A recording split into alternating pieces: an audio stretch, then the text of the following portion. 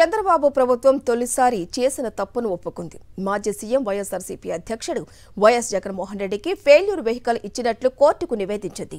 దీనిపై స్పందించిన AP high court వెంటనే ఆయనకు మరో బుల్లెట్ ప్రూఫ్ వెహికల్ ఇవ్వడంతో పాటు అవసరమైన చోట జామర్లు ఏర్పాటు చేయాలని ఆదేశించింది.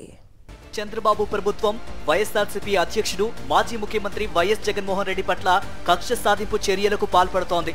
ఈ క్రమంలోనే జగన్ భద్రతను ఏకపక్షంగా తగ్గించింది. తనకున్న Z+ భద్రతను కుదించడాన్ని హైకోర్టులో సవాల్ చేశారు వైఎస్ జగన్.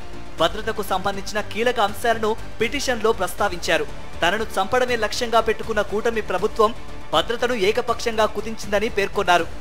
జగన్మోహన్ రెడ్డి గారు భద్రత తగ్గించాలి, ఆ జగన్మోహన్ రెడ్డి గారు ఉంటే తెలుగుదేశం బతకదు, ఆయన ఏదైనా చేస్తే బాగుండు అనేటువంటి మాటలు మాట్లాడుకుంటున్నటువంటి సందర్భాలు కోకొల్లలుగా కనిపిస్తూ ఉన్నాయి. దీనికి బాధ్యత వహించవలసింది ప్రభుత్వమే. ఇవాళ చంద్రబాబు నాయుడు గారి నాయకత్వంలో ఉన్నటువంటి ప్రభుత్వం ఈ భద్రత తగ్గించటం వల్ల ఏదైనా జరిగితే దానికి బాధ్యత వహించవలసి ఉంటుందనే విషయాన్ని కూడా ఈ సందర్భంగా నేను చెప్పదలుచుకున్నాను. భద్రత విషయంలో ప్రభుత్వం ఎంత సీరియస్ గా ఉందో తనకిచ్చిన బుల్లెట్ ప్రూఫ్ కారును చూస్తే అర్థమవుతుందని వైఎస్ జగన్ పిటిషన్లో పేర్కొన్నారు. కారు అద్దాలకు పగులు రావడంతో పాటు వెనుక డోర్ తెరుచుకోవడం లేదని, అత్యవసర పరిస్థితిలో బయటకు వచ్చే ఛాన్స్ లేదన్నారు. తరచూ మార్గ మధ్యంలో ఆగిపోతోందని, ఈ కారణంగా ఇటీవల ఓ పర్యటన మధ్యలోనే ఆపేయాల్సి వచ్చిందని తెలిపారు. ప్రైవేటు బుల్లెట్ ప్రూఫ్ వాహనాన్ని అనుమతించకుండా ఫెయిల్యూర్ కారునే ఉపయోగించాలని అధికారులు చెప్పిన విషయాన్ని న్యాయస్థానం దృష్టికి తీసుకెళ్లారు. ఈ పిటిషన్పై విచారణ జరిపిన న్యాయస్థానం జగన్ కు మంచి బుల్లెట్ ప్రూఫ్ వాహనం ఎందుకు ఇవ్వడం లేదని అడ్వకేట్ జనరల్ ను ప్రశ్నించింది. జామర్ల ఏర్పాటుపై కూడా అధికారులతో మాట్లాడి చెప్పాలని ఆదేశించింది.